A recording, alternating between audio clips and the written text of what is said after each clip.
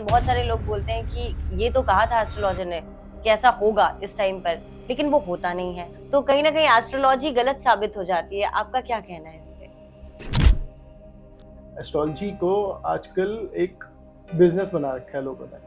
लग्नेश को देखो, नवमेश को देखो, जो भी बनते हैं उसका रत्न पहना दो। बहुत सारे एस्ट्रोलॉजर्स ये क्लेम करते हैं कि आप ये रेमेडी कर लो या ऐसा कर लो तो 2 दिन में आपके पास पैसे आ जाएंगे।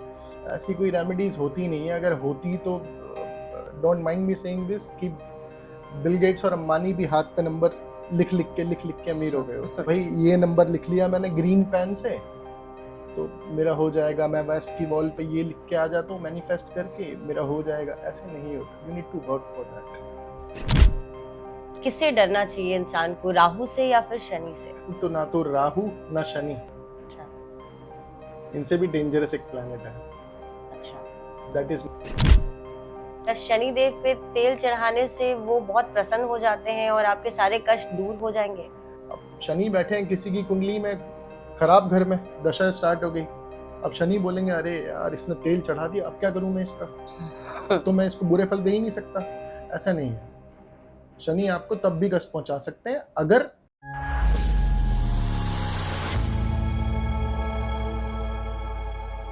हे guys, welcome back to the Khaira show. आ गई हूँ मैं एक नए पॉडकास्ट में और आज जो हमारे साथ गेस्ट है वो है एस्ट्रो गुरु अंकित शर्मा। तो उनसे आज बात करेंगे एस्ट्रोलॉजी के बहुत सारे एस्पेक्ट्स के बारे में, प्लैनेट्स के बारे में और कुछ क्वेश्चंस जो हमेशा पूछे जाते हैं उनके बारे में। कुछ मिथ्स भी क्लियर होंगे। तो चलिए सीधे बात करते हैं एस्ट्रो गुरु अंकित शर्मा से। नमस्ते सर, कैसे हैं आप? नमस्कार ma'am, thank you for having me. मैं बहुत बढ़िया हूँ, आप बताओ। अब फिर से हमारे पॉडकास्ट में आए हैं। सर को बहुत सारी डिमांड्स रहती है सर आपको बुलाने के लिए, तो मुझे बहुत अच्छा लगता है जब भी आप सेट पे आते हैं, स्टूडियो में आते हैं, द खैरा शो में आते हैं। मुझे बहुत अच्छा लगता है आपको बुलाना, क्योंकि बहुत सारी ऐसी बातें होती हैं एस्ट्रोलॉजी के बारे में जो काफी क्लियर होती है और बहुत समझ में आने लगता है, और कि प्लैनेट्स किस तरीके से काम करते हैं और कॉम्बिनेशंस काम करते हैं। तो सर, सबसे पहला सवाल ही मेरा ये है कि एस्ट्रोलॉजी बहुत गलत है, क्योंकि कई लोगों का ऐसा मानना है कि जो एस्ट्रोलॉजर्स प्रेडिक्शन देते हैं वीडियोस में आकर, यूट्यूब पे और इंस्टाग्राम पे, वो राशियों के बारे में देते हैं, लेकिन उन राशि के लोगों का ये कमेंट जरूर आता है नीचे। बहुत सारे लोग बोलते हैं कि ये तो कहा था एस्ट्रोलॉजर ने कि ऐसा होगा इस टाइम पर, लेकिन वो होता नहीं है। वो बिल्कुल विपरीत होता है या कुछ और ही हो जाता है। तो कहीं ना कहीं एस्ट्रोलॉजी गलत साबित हो जाती है। आपका क्या कहना है इस पे? देखिए, एस्ट्रोलॉजी गलत नहीं है, एस्ट्रोलॉजर्स गलत है। बिकॉज कंटेंट क्रिएशन के लिए गोचर को ध्यान में रख के आपके मून साइन के अकॉर्डिंग, मून चार्ट के अकॉर्डिंग एक जनरल प्रिडिक्शन कर दी जाती है। ठीक है। अब वो जनरल प्रिडिक्शन हर किसी के ऊपर एप्लीकेबल हो वो जरूरी नहीं है। जी। ठीक है। आपको ये चीज समझनी पड़ेगी कि अगर गोचर के अकॉर्डिंग कोई व्यक्ति वीडियो बना रहा है तो गोचर के अकॉर्डिंग अब उसके पर्टिकुलर प्लैनेट्स की पोजीशन क्या है वो आपको समझना पड़ेगा। आप बिना चार्ट को देखे बस गोचर से प्रिडिक्शन नहीं कर सकते हो। बट स्टिल बहुत सारे एस्ट्रोलॉजर्स उसको यूज करते हैं अभी भी। जैसे जुपिटर का गोचर होने वाला है जी। मई में, तो 14 मई को ये हो जाएगा वो हो जाएगा, ऐसा नहीं होता। एक तो आपको ये समझना पड़ेगा, अभी शनि के लिए भी बोला गया था कि शनि का गोचर होगा 29। तो देखिए, समझिए पहले बात को कि इतना बड़ा प्लैनेट शनि और जुपिटर के बराबर का प्लैनेट जब वो मूव करता है तो वो जंप करके तो एक दिन में आएगा नहीं, टाइम इट लगेगा। Takes time. तो 1-2 महीने पहले से आपको रिजल्ट्स दिखने स्टार्ट हो जाते हैं। तो गोचर की डेट से 1-2 महीने पहले आपके साथ सब कुछ अच्छा हो रहा है तो द गोचर will be good for you.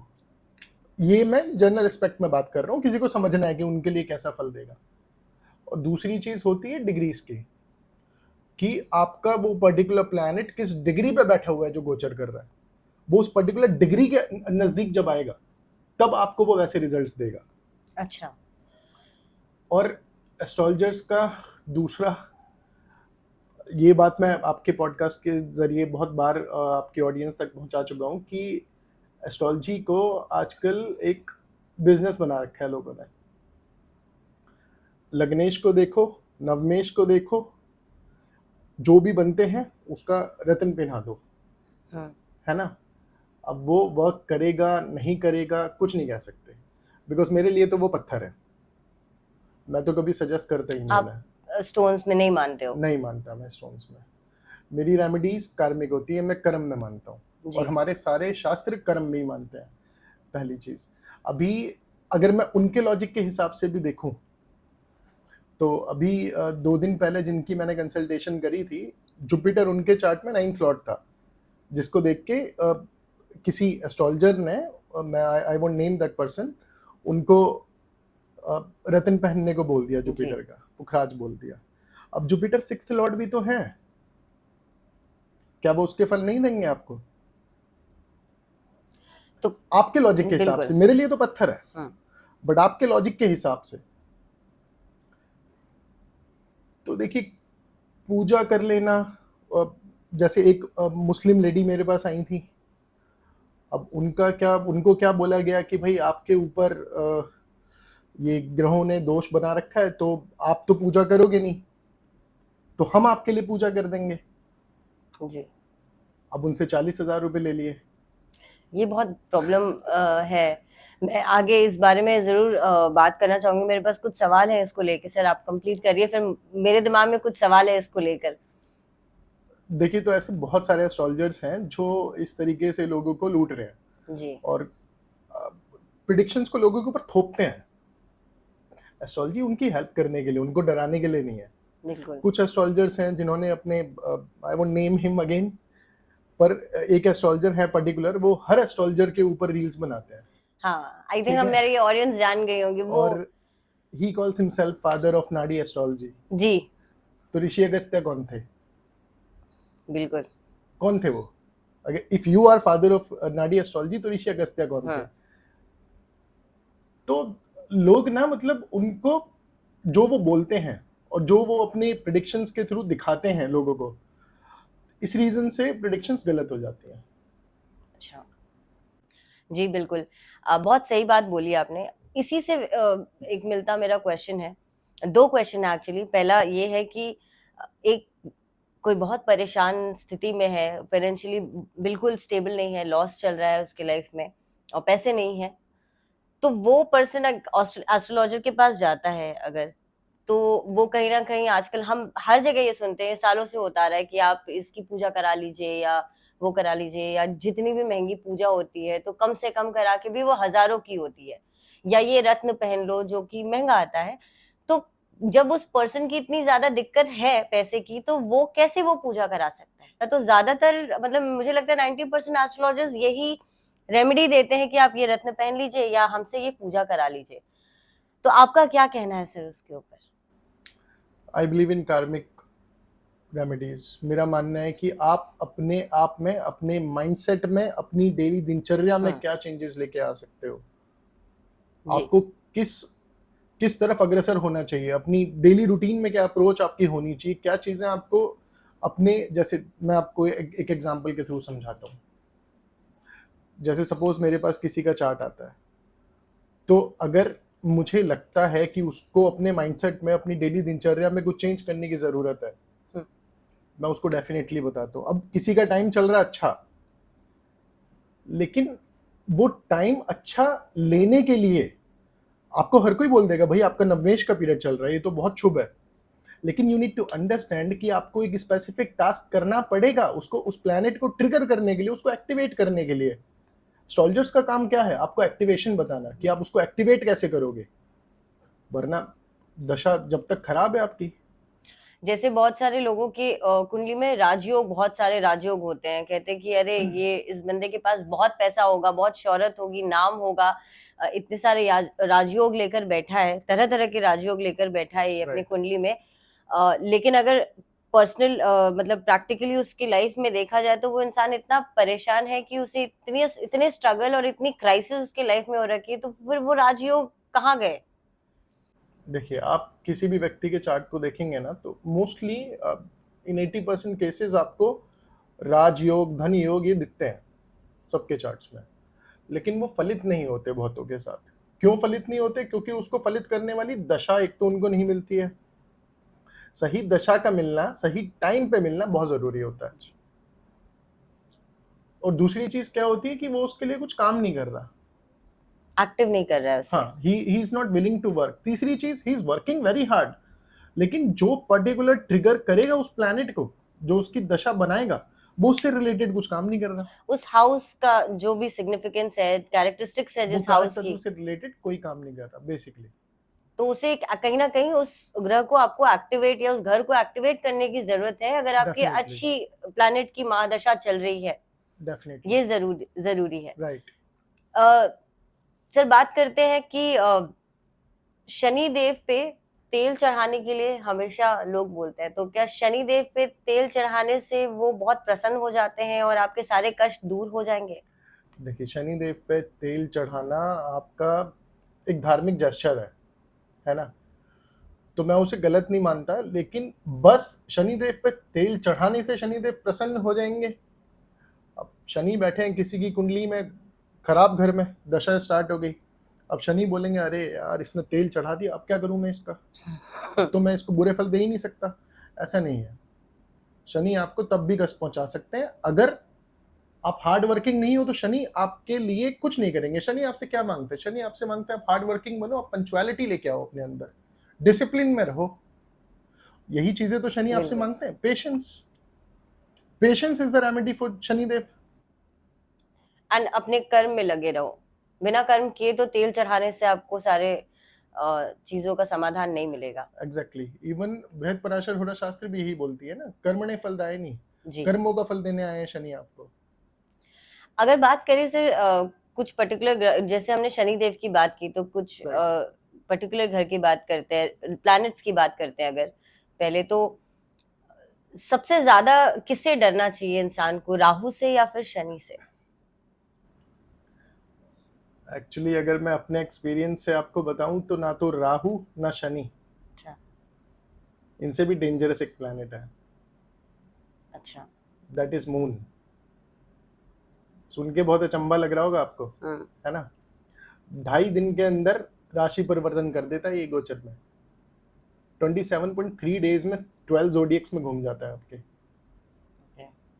ठीक है, this is the fastest planet astrology में। अगर मैं मेडिकल एस्ट्रोलॉजी की भी बात करूं तो सबसे ज्यादा जो बीमारी देने वाला कोई प्लैनेट है, सबसे खतरनाक जो प्लैनेट है, दैट इज अगेन मून। अब ये फीमेल्स में आपने सुना होगा ब्रेस्ट कैंसर जो होता है, द मोस्ट कॉमन कैंसर, क्या रीजन है उसका? मून। दिस इज वाई मेरे अकॉर्डिंग मून सबसे डेंजरस है, क्योंकि देखो मून आपके मन को रिप्रेजेंट करता है। पहली चीज, अगर चार्ट में मून पीड़ित है ना आपका, शनि से, राहु से, मंगल से अगर पीड़ित है मून आपका, आपने सुना होगा मन के जीते जीत है और मन के हारे हार। जिसका मन ही हार गया तो राजयोग क्या कर लेगा, धनयोग क्या कर लेगा? उसका फिर मन ही कहीं नहीं लगेगा। उसका मन ही नहीं और लगेगा शुरुआत ही कुछ आप करने में। मन से करते हो अपनी, तभी तो आप दुनिया के सारा सुख Right. ले सकते हो। राइट। बाकी प्लैनेट्स कितने भी अच्छे बैठे हैं आपके चार्ट में, आपका एक मून खराब है ना, आपको कुछ नहीं करने देगा वो। हमने कई बार देखा है कि बहुत बहुत पैसा कमा के बंदा बैठा है, बहुत सारी शान शौकत है उसके पास, सब कुछ है दुनिया में जो उसको चाहिए था, मटेरियलिस्टिक गेन है उसके पास सारा। Right. लेकिन वो कहीं ना कहीं बहुत ज्यादा दुखी और डिप्रेस्ड बंदा है, तो फिर वो कहीं ना कहीं मून प्ले करता है एक बहुत बड़ा role. Exactly. I have seen people going in deep depression. Depression moon की वजह से ही होता है। राइट। डिप्रेशन का रीजन मून है। अगर आप मेरे इंस्टाग्राम पे मेरे रिव्यूज में भी जाएंगे ना, तो उनमें से मोस्टली रिव्यूज जो आपको देखेंगे वो उन लोगों के हैं जो डिप्रेशन में थे, जो मेरे पास आए थे। They were in deep depression because of something और अदर। किसी का डाइवोर्स इशू था, किसी का जॉब छूट जाना वाज एन इशू, किसी का घर के कलेश इशू थे, बट कहीं ना कहीं उन सबके चार्ट में मून पीड़ित था, जिसकी वजह से वो एक स्टेट में, एक जगह पे स्टैग्नेंट हो गए थे। They were not able to do anything in life. Right. Moon 8th house में है, राहु के साथ कंजंक्ट है, मून आपका केतु के साथ है, शनि के साथ है, मंगल के साथ है, या एस्पेक्ट्स आ रहा है, तो दैट आल्सो प्लेज रोल। अब बात करते हैं सर राहु के बारे में। राहु को पावरफुल कैसे बनाया जाए, ये बहुत लोगों के बीच में सवाल रहता है और बहुत सारे वीडियोस आते हैं, राहु को कैसे पावरफुल किया जाए? आपको पहले अपने चार्ट को देखना पड़ेगा, समझना पड़ेगा कि राहु को बल देने की जरूरत है या नहीं है। अच्छा, ऐसा भी होता है? राइट। कोई भी क्रूअल प्लैनेट आपके 3rd house, 6th house, 10th house, 11th house में है तो उसको बल देने की आपको जरूरत नहीं है। ओके। राइट। वो अपने आप में बहुत बली है उस जगह पे, बिकॉज उसको उपच्या भाव बोलते हैं। उपच्या भाव किसी भी क्रूअल प्लैनेट की एनर्जी को सोख लेता है, तो वो घर अच्छे होते हैं। मतलब उनमें अगर नेगेटिव प्लैनेट्स बैठ जाएं तो वो अच्छा होता है। और दूसरी चीज क्या है कि राहु सपोज किसी गलत जगह पे बैठा हुआ है, किसी दुष्ट स्थान में बैठा हुआ है, 8th हाउस में बैठ गया, आप उसको बल दे रहे हो तो वो तो सडन लॉसेस कराएगा ना आपके। तो राहु को बल देना है या नहीं देना ये चार्ट के ऊपर बेस्ड होता है। सर एक चीज मुझे ये पूछनी है, जैसे कि हम देखते हैं अक्सर वीडियोस आते हैं जहाँ पे लोग राहु की रेमेडीज बहुत सारी बताते हैं कि आप ये कर लीजिए, ये दान कर लीजिए, ये मंत्र पढ़ लीजिए, राहु को कैसे पावर देनी है इस बारे में बात करते हैं लोग। ऑलमोस्ट एवरी डे हम कई सारे वीडियोस देखते हैं रेमेडीज के ऊपर राहु की। तो बहुत सारे लोग हैं जो वो रेमेडीज देके कहीं ना कहीं वो करते होंगे अपने लाइफ में, कहीं ना कहीं वो रेमेडीज करना शुरू कर देते हैं। तो ये तो बहुत डेंजरस हो सकता है कि किसी का अगर थोड़ा बहुत टाइम भी खराब चल रहा है तो वो तो गलत राहु को अगर ट्रिगर कर दिया उनके चार्ट के हिसाब से, क्योंकि लोग चार्ट तो देखते नहीं है, वो तो सिर्फ देख लेते हैं रैंडम वीडियो, और अगर वो ट्रिगर हो गया तो वो तो बहुत ज्यादा कष्टदायी हो सकता है। देखिए, नेगेटिवली राहु को ट्रिगर कैसे करते हो आप? जी। स्मोकिंग से करते हो, चीटिंग से करते हो, है ना, आप किसी को धोखा दे रहे हो, शो ऑफ कर रहे हो, ये सारे नेगेटिव राहु के एग्जांपल्स हैं। पॉजिटिव राहु इज बड़ा विजन, बड़ी सोच, और अपने काम को लेके किसी, राहु आपको एडिक्शन देता है ना, ऑब्सेशन देता है किसी चीज का। अगर वो ऑब्सेशन, वो एडिक्शन किसी अच्छी चीज के लिए है, सपोज एक व्यक्ति वर्कोहॉलिक है तो दैट इज पॉजिटिव राहु इन इस केस। वहीं अगर वो पड़ गया किसी गलत एडिक्शन में तो वो नेगेटिव राहु ट्रिगर कर रखा है आपने, वो तो आपको और गर्त में लेके जाएगा। तो ये जानना बहुत ज्यादा जरूरी है हर पर्सनल चार्ट के हिसाब से कि आपका राहु पॉजिटिव है या नेगेटिव आपके चार्ट में, तो ही आप उसको बल दो। देखो, ये जानना कोई बहुत रॉकेट साइंस नहीं है। कोई भी व्यक्ति जो अपना चार्ट देख रहा है इस वक्त वो जान सकता है। राहु आपके 1st हाउस में अकेला बैठा है, 5th हाउस में अकेला बैठा है, 9th हाउस में अकेला बैठा है, तो राहु ऑलरेडी बहुत अच्छा है आपका। अकेला बैठा है क्यों? Because Rahu will act as the lord of that house. वो उसी लॉर्ड की तरह से फंक्शन करेगा। लेकिन अगर राहु कंजंक्ट हो गया 3rd लॉर्ड के साथ, 6th लॉर्ड के साथ, 8th लॉर्ड के साथ, 11th लॉर्ड के साथ, 12th लॉर्ड के साथ किसी नेगेटिव घर में या किसी अच्छे घर में, वो उस अच्छे घर को खराब कर देगा अगर आपने उसको नेगेटिवली बल दे रखा है। गलत जो करके, जो भी राहु के वो होते हैं। राहु जिस भी प्लैनेट के साथ बैठता है ना, वो उस प्लैनेट के ऊपर अपने इंपैक्ट्स डालता है। अगर किसी नेगेटिव के साथ जुड़ गया वो और नेगेटिव हो जाएगा वो प्लैनेट जिसके साथ बैठेगा वो। अगर किसी पॉजिटिव के साथ बैठेगा तो Rahu will act as positive. अगर 5th हाउस में 5th लॉर्ड के साथ बैठे तो राहु बहुत अच्छा है, कोई दिक्कत नहीं है। राहु केतु की अगर बात करें तो ये एक छाया ग्रह कहलाते हैं, वो प्लैनेट्स में भी नहीं आते हैं, मतलब छाया ग्रह है वो। तो फिर उतना ज्यादा इम्पैक्ट कैसे पड़ता है हमारे लाइफ पे उनका? देखिए, राहु केतु आइडियली इनको छाया ग्रह बोलते हैं, और सूर्य और चंद्रमा जैसे बड़े बड़े प्लैनेट्स को ग्रहण लगाने की क्षमता है इनमें, है ना। सूर्य और चंद्रमा किसी को भी, सूर्य जो है किसी को भी अस्त कर सकते हैं, राहु और केतु को नहीं कर सकते, because they are physically not a planet. ठीक है, शैडोई प्लैनेट्स हैं। तो ये बेसिकली मून की नॉट्स हैं। अगेन मून का यहाँ पे दोबारा से रोल आ गया। तो मून की नॉट्स हैं। आपका मन बाहरी दुनिया में ज्यादा लगा है तो आप राहु की तरह एक्ट कर रहा है आपका मन। आपका मन आंतरिक शांति ढूंढ रहा है, आपका मन केतु की तरह से एक्ट कर रहा है। केतु की तरह से एक्ट कर रहा है तो तब तक तो मन सही है आपका, लेकिन जहां वो राहु की तरह से एक्ट करना स्टार्ट कर देगा वहां आपका मूड खराब हो गया, वहां अगेन आप बहुत सारी प्रॉब्लम्स में फंस सकते हो। तो इसलिए राहु और केतु दोनों डेंजरस हो जाते हैं, क्योंकि केतु आपको दूरी देते हैं और राहु आपको एडिक्शन। और वो मन पे ट्रिगर बहुत ज्यादा करते हैं। राइट। अगर चार्ट में कॉम्बिनेशंस की बात करें तो कॉम्बिनेशन या प्लेसमेंट बेस्ट कौन सी होती है? प्लैनेट्स किस कॉम्बिनेशन में सबसे अच्छा काम करते हैं?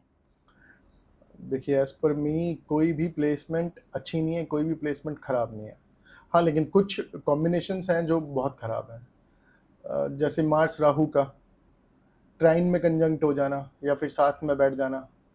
ट्राइन में कैसे कंजंक्ट होता है कोई प्लैनेट, जब उससे 5 घर आगे 5 घर पीछे, मतलब मार्स राहु बोल रहा हूँ, तो मंगल से 5 घर आगे या 5 घर पीछे राहु बैठ जाए या साथ में बैठ जाए, राइट। मून राहु है, ये थोड़े खराब कॉम्बिनेशंस है। मार्स राहु को भी आप अच्छे तरीके से यूज कर सकते हो, वो आपकी बॉडी की एनर्जी है। अब आपके ऊपर है, आप उसको किसी व्यक्ति के ऊपर निकालो या फिर अपने काम में लगाओ, जिसको अंगारक दोष बोलते हैं। अगर एक चीज समझनी पड़ेगी कि हर कोई बोलता है कि अरे भाई मेरे चार्ट में तो जुपिटर की दृष्टि आ रही है, जुपिटर की दृष्टि आ रही है। ये चीज ठीक है कि Jupiter is a natural benefic planet, लेकिन आपके चार्ट में वो क्या है? अब बहुत लोग बोल देते हैं कि भाई जुपिटर बैठे हैं, जुपिटर बैठे हैं, वो है कौन सा लॉर्ड यार, ये तो देखो। अगर एक एग्जांपल मैं आपको देता हूं, ठीक है, शनि आप उसको नेचुरल मैलेफिक मानते हो, जुपिटर को आप नेचुरल बेनिफिक मानते हो जी। अगर मैं बात करूं लिब्रा लगन के चार्ट की, ठीक है, तुला लगन के चार्ट की बात कर रहा हूं, उसमें जुपिटर जो है वो बन जाता है आपका फंक्शनल मैलेफिक, शनि जो है वो फंक्शनल बेनिफिक बन जाता है। तो वहां पे शनि अच्छा है, जुपिटर खराब है। अच्छा, ठीक है। आपको याद होगा इससे पहले वाले पॉडकास्ट में मैंने एक एग्जांपल दिया था कि मेरे पास एक चार्ट आया था लिब्रा लगन का। अब वीनस लग्नेश बनते हैं उसमें। अब लग्नेश का 9th हाउस में जाना बहुत अच्छा माना जाता है। लग्नेश बैठ गए 9th हाउस में, ठीक है, बहुत शुभ स्थिति हो गई। लेकिन आपको ये भी देखना पड़ेगा कि लग्नेश होने के साथ साथ वो 8th लॉर्ड भी बने वीनस उसी चार्ट में। और जुपिटर की बात करेंगे आप, उसी चार्ट में जुपिटर आपके एक तो 3rd लॉर्ड बने और एक 6th लॉर्ड बने। तो 3rd 6th 8th लॉर्ड का 9th हाउस में कंजंक्ट हो जाना, इसने पिता की अर्ली डिमाइस करा दी, क्योंकि दशा वो मिल गई। बचपन में ही मृत्यु करवा दी पिता की, जब वो बहुत छोटे थे। तो आपको आइडियली समझना पड़ेगा। अब यहाँ पे कौन है रीजन? शनि तो नहीं है, जुपिटर और वीनस है ना। एक तो खुद स्वयं लग्नेश है और दूसरा कौन है? जुपिटर। राइट। जुपिटर तो बहुत अच्छे प्लैनेट है, तो कैसे जुपिटर की दशा में क्यों हुआ वो? क्यों 6th लॉर्ड भी बने हो। Right, you need to understand this thing कि जुपिटर लॉर्ड कहाँ का है और वो क्या दिखा रहा है आपके चार्ट में। तो ये पर्सनली जब हम चार्ट की आप पर्सनल रीडिंग करते हैं तब वो क्लियर होता है कि क्या है ये। ऊपर से जनरल प्रेडिक्शंस और ये बोल देना बहुत मुश्किल है। कोई अपने ऊपर वो कर लेता है कि अच्छा इन्होंने ये बोला है कि मेरे यहाँ जुपिटर बैठे हैं या सैटर्न यहाँ बैठे हैं तो ये मेरे साथ एप्लीकेबल होगा। ये 100% ट्रू नहीं है जब तक आप किसी का पर्सनली चार्ट नहीं देखते। अभी अगेन हमने बात करी थी कि गवर्नमेंट जॉब का योग बन रहा है किसी का। अब वो व्यक्ति उस दशा उसको मिल गई, अब उस दशा में वो गवर्नमेंट जॉब के लिए प्रिपेयर ही नहीं कर रहा है। अब जैसे अगर आप प्लेसमेंट्स पूछ रहे थे कि कौन सी प्लेसमेंट्स बहुत अच्छी होती हैं, आइडियली देखो 10th लॉर्ड का 9th हाउस में जाना मैं बहुत अच्छा मानता हूँ इसको। अच्छा क्यों मानता हूँ? कि आपका भाग्य आपके कर्म को सपोर्ट करता है। आप कुछ भी करो आपके कर्म को सपोर्ट मिलेगा जी। इससे भी अच्छी एक मैं कॉम्बिनेशन को मानता हूँ जब आपका लग्नेश और 9th लॉर्ड 9th हाउस में कंजंक्ट होता है। अच्छा। आपका पूरा का पूरा परिवार ग्रो करेगा आपके पैदा होने पर, और ये आपके जन्म से काम करता है आपकी मृत्यु तक। इसको किसी दशा की जरूरत नहीं है, महाराज योग है ये। So you need to understand this thing कि वो प्लैनेट उस टाइम पे बैठ के उस दशा में करवा क्या रहा है। अब देखिए जैसे आज ही मेरे पास एक चार्ट आया, ठीक है, राहु बैठे थे 9th हाउस में, अकेले बैठे हैं तो भाग्य राहु के हाथ में हो गया। केतु चले गए आपके 3rd हाउस में, है ना। अब केतु के साथ बैठे हुए सन। अब कर्क लगन का चार्ट है, कर्क लगन के चार्ट में केतु जो बन गए, सन जो बन गए आपके 2nd लॉर्ड बन गए, है ना। एक भाग्य के स्वामी की दशा में अंतरदशा किसकी? धन के स्वामी की। तो कोई भी एस्ट्रोलॉजर बोलेगा कि भाई बहुत पैसा आएगा। अब उनका चार्ट देख के, उनकी राहु में सन की दशा देख के मैंने उनसे सीधा सीधा एक ही सवाल पूछा था कि सर कभी अभी कोई हॉस्पिटल का खर्चा हुआ है क्या? क्योंकि सन की अंतर्दशा चल रही, 3rd हाउस में बैठा केतु के साथ, तो लिवर से रिलेटेड कुछ इशू, तब उन्होंने मुझे बताया कि हाँ उनका फैटी लिवर अभी डायग्नोस हुआ है। अब he didn't know the reason, उनको रीजन नहीं पता था। आई टोल्ड हिम कि भाई खान पान आपका खराब है। अच्छा। अब मैं तो पर्सनली उनको नहीं जानता, देन हाँ ही टोल्ड मी कि हाँ भाई बाहर से ही खाना पीना उनका होता है। तो यू नीड टू अंडरस्टैंड कि प्लैनेट्स, कोई भी लॉर्ड है, कोई भी प्लैनेट है, वो बैठा कहाँ पे है और वो क्या दिखा रहा है उस पॉइंट पे। अगर वो मेरे पास पहले आ जाते तो मैं उनको पहले ही वार्न कर सकता था उस चीज के लिए। राइट। मैं ये आपसे पूछना चाहती हूँ कि और जो ऑडियंस हमारी देख रही है वो कैसे समझे कि जिनके कोई परेशानी है उनको, कि वो जिस एस्ट्रोलॉजर के पास जा रहे हैं या वो कौन सा एस्ट्रोलॉजर है जो जेन्युइन है। एक नॉर्मल बंदा कैसे समझ पाएगा? क्या आप कुछ अगर बता सकते हैं कि कैसे, क्योंकि लोग बहुत सारे लोगों के पास जाके बहुत पैसे खर्च करते हैं, बहुत बहुत ज्यादा अपना टाइम भी उनका वेस्ट होता है, पर उनको कोई उपाय नहीं मिलता, तरीका नहीं मिलता, तो कैसे जाने सर? देखिए एज ए लेमैन मैं यही कहूंगा कि किसी भी एस्ट्रोलॉजर के पास जाओ तो पहले खुद से कुछ मत बताओ। आप खुद ही सब कुछ अपना खोल के रख दोगे तो उनको बताने के लिए बहुत इजी हो जाएगा। राइट। तो जब भी मैं कंसल्टेशन करता हूँ मैं बोलता हूँ कि आप बस मुझे अभी सुनिए, मैं जब अपना पूरा खत्म कर दूंगा एनालिसिस तब आप अपना बताइए। बिल्कुल। और उनके आधे से ज्यादा क्वेश्चंस के आंसर मेरे एनालिसिस में हो चुके होते हैं। मुश्किल से 1-2 क्वेश्चन बचते हैं लास्ट में जो वो मेरे से पूछ लेते हैं। आपकी कंसल्टेशन में बड़ी लंबी चलती है, 2-2.5 घंटे की आप 3 घंटे की भी मैंने कंसल्टेशन करी है, क्योंकि मेरा कंटिन्यू। मोटिव है उनको हेल्प करना। बिल्कुल।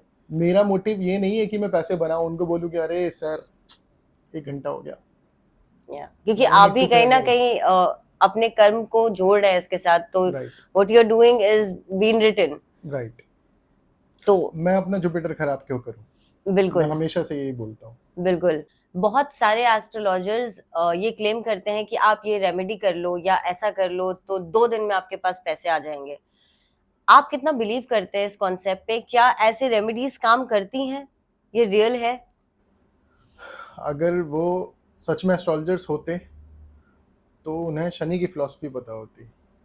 शनि को शॉर्टकट्स पसंद नहीं है, और राहु के भी कोई शॉर्टकट्स नहीं है। राहु को भी कंफर्ट पसंद नहीं है कि तुम आराम से कोई रेमेडी कर लो and you will get money. ऐसी कोई रेमेडीज होती नहीं है। अगर होती तो don't mind me saying this कि बिल गेट्स और अंबानी भी हाथ पे नंबर लिख लिख के अमीर हो गए होते, है ना? कि भाई ये नंबर लिख लिया मैंने ग्रीन पेन से तो मेरा हो जाएगा, मैं वेस्ट की वॉल पे ये लिख के आ जाता हूँ मैनिफेस्ट करके, मेरा हो जाएगा। ऐसे नहीं होता। You need to work for that. Exactly. कर्म के बिना तो आपको फल मिलेगा ही नहीं। डेफिनेटली नहीं मिलेगा। तो ये जो शॉर्टकट जो लोग बताते हैं, एस्ट्रोलॉजर, इतने सारे एस्ट्रोलॉजर्स आके बताते हैं, रोज एक नई नई रेमेडी लेकर आते हैं। रोज कहीं ना कहीं हम जब खोलो तो देखते हैं कि ये रेमेडी कर लो, वो रेमेडी कर लो। पहली बात तो इतनी रेमेडीज आ कहाँ से रही है मार्केट में, और दूसरी चीज की अगर ये करने से सब कुछ इतना इजी हो जाता तो घर से बाहर निकलते ही नहीं लोग काम करने के लिए, घर पे बैठ के रेमेडी कर करके पैसा कमा लेते कहीं ना कहीं। तो ये मानना मुझे भी बिल्कुल डाइजेस्ट कभी नहीं हुई ये चीज, और मैं आपसे पूछना चाहती थी, ये क्वेश्चन बचा के मैं रखी थी। तो ये बिल्कुल भी काम नहीं करता है इस तरीके से। Right.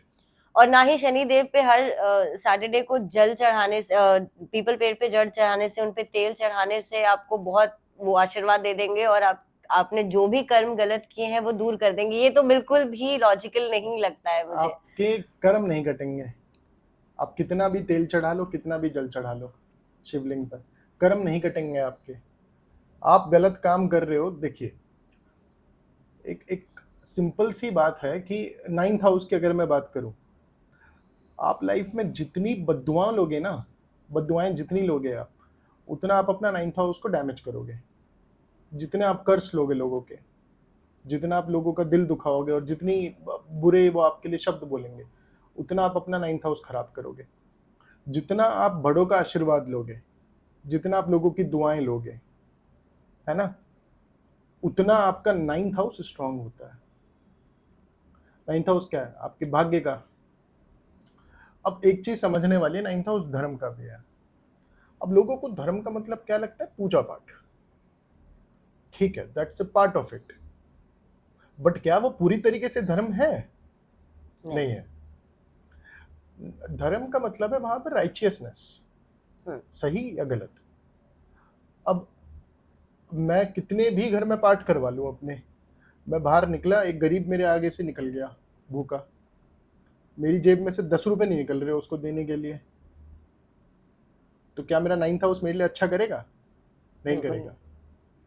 So you need to understand कि धर्म को फॉलो करना बहुत सिंपल है, दिल से मानना बहुत डिफिकल्ट है।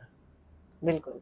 तो क्योंकि अगर हम 9th हाउस की बात कर रहे हैं और कर्म की बात कर रहे हैं, वहां कहीं ना कहीं शनि का जुड़ाव हो जाता है, क्योंकि शनि को हम कर्म से देखते हैं।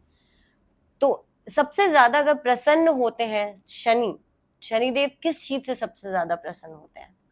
जो लोग अंडर प्रिविलेज्ड हैं, राइट, जो आपके अंडरलिंग्स हैं, the people who are working under you, और जो दबा कुचला तबका है अपने समाज का, आप जब उनके लिए कुछ करते हो ना, जब वो आपसे खुश होते हैं, तब शनि की कृपा आप पे बढ़ती है। जब आप अब बस अपने कर्म में लगे हो, आप पेशेंट हो, और आप किसी गरीब के साथ, किसी अंडर प्रिविलेज्ड के साथ गलत नहीं कर रहे, आप उनको हेल्प कर रहे हो किसी न किसी तरीके से, रील बनाने के लिए नहीं, एक्चुअली हेल्प कर रहे हो, दिखावे के लिए हाँ, नहीं। दिखावे के लिए नहीं, दिल से हेल्प कर रहे हो। आप इतनी अच्छी तरीके से प्लैनेट्स को समझाते हैं, इतने अच्छी तरीके से, इतनी डीप बात आप बताते हो, एक एक ग्रह के बारे में, एक एक हाउस के बारे में। बहुत सारे लोग इच्छुक होंगे, आपके पास ऑलरेडी बहुत सारे क्लाइंट्स अब हो चुके हैं, आप काफी अब चर्चा में दिखते हैं। अगर मेरे व्यूअर्स जो है वो आपसे कभी कांटेक्ट करना चाहे, आपसे अपना चार्ट दिखाना चाहे, कुछ परेशानी में है तो कुछ रेमेडीज के लिए आपसे कांटेक्ट करना चाहे, तो कैसे कर सकते हैं? जिसे भी कोई भी परेशानी है, कोई भी कष्ट है, या फिर अपने जीवन का एक पाथ आपको समझना है, तो आप डिस्क्रिप्शन में मेरा इंस्टाग्राम का लिंक और मोबाइल नंबर दिया होगा, you can reach me directly through that. अगर आप एस्ट्रोलॉजी सीखना चाहते हैं, क्योंकि आई थिंक हम सिर्फ एक छोटे से पॉडकास्ट में इतना कुछ समझ लेते हैं, तो आई एम श्योर कि इनके स्टूडेंट्स बहुत खुश होंगे। अगर वो वीडियो देख रहे हैं तो जरूर कमेंट करिए, हमें और अच्छा लगेगा कि आप सर को सुन रहे हैं। अपना फीडबैक भी शेयर करिए। सर से आप एस्ट्रोलॉजी सीख सकते हैं, वैदिक एस्ट्रोलॉजी, जहाँ नक्षत्रों के बारे में बात होगी, जहाँ प्लैनेट्स के बारे में बात होगी, और उनका बेसिक एंड एडवांस कोर्स अभी ओपन है, तो आप कभी भी ज्वाइन कर सकते हैं। तो सर बहुत बहुत अच्छा लगा। इस बार हमने कोई कॉम्बिनेशंस के बारे में बात नहीं किया है, कोई दृष्टियों के बारे में बात नहीं की है, कोई पर्टिकुलर प्लैनेट के बारे में बात नहीं की, लेकिन आज हम जनरल क्वेश्चन का पॉडकास्ट किया है। मैं चाहती हूँ कि नेक्स्ट पॉडकास्ट में हम कॉम्बिनेशंस के बारे में कहीं ना कहीं बात करें, या फिर अगर आप चाहते हैं कि हम किसी पर्टिकुलर हाउस के बारे में या दृष्टियों के बारे में, किसी भी चीज के बारे में पर्टिकुलर बात करें, पॉडकास्ट बनाए सर को बुलाकर, तो कमेंट करके जरूर बताइएगा। Thank you sir, thank you Ankit ji. नमस्कार, जय Shri Ram. So guys thank you. अगर आप एंड तक बने रहे हैं, इस वीडियो को देख रहे थे, मेरे पॉडकास्ट को आपने बहुत प्यार दिया है। ऑलरेडी इंस्टाग्राम पे भी बहुत सारे लोग मुझसे जुड़ गए हैं, क्योंकि अंकित जी को इतना लोग पसंद कर रहे हैं, तो उनके भी पेज को फॉलो करिए इंस्टाग्राम पे, मैंने डिस्क्रिप्शन में लिंक दे दिया है। बहुत कुछ सीखने को मिलता है, और आपको बहुत जेन्युइनली सही बात एस्ट्रोलॉजी के और चार्ट के बारे में पता चलती है, जहाँ पे कोई भी ऐसी बात जो आपको हर जगह सुनने को मिलती है, और ये जो फालतू की जो रेमेडीज है वो यहाँ नहीं मिलेगा, आपको क्लियर कट मिलेगा, जो लिटरली आपके लिए काम करता होगा। तो अच्छा अगर लगा है तो प्लीज लाइक करिए, अगर चैनल को सब्सक्राइब नहीं किया है तो प्लीज कर लीजिए, और ऐसे ही प्यार देते रहिए द खेरा शो को। मिलते हैं एक नए पॉडकास्ट में, तब तक के लिए टेक केयर, बाय।